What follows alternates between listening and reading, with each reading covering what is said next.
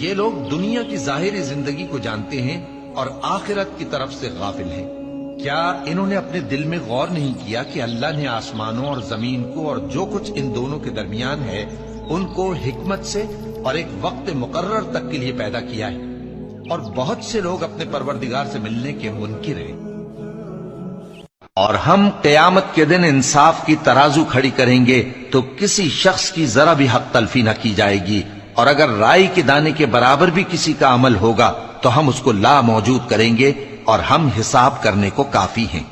اور کوئی شخص تو ایسا ہے جس کی گفتگو دنیا کی زندگی میں تم کو دلکش معلوم ہوتی ہے، اور وہ اپنے معافی ضمیر پر یعنی اس بات پر جو اس کے دل میں ہے اللہ کو گواہ بناتا ہے، حالانکہ وہ سخت جھگڑالو ہے۔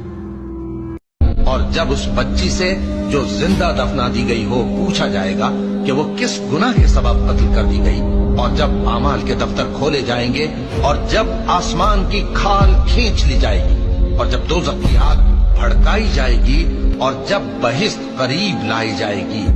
تب ہر شخص معلوم کر لے گا کہ وہ کیا لے کر آیا ہے۔ وہی اللہ تمام مخلوقات کا خالق، ایجاد و اختراع کرنے والا، صورتیں بنانے والا، اس کے سب اچھے سے اچھے نام ہیں۔ جتنی چیزیں آسمانوں اور زمین میں ہیں سب اس کی تسبیح کرتی رہتی ہیں۔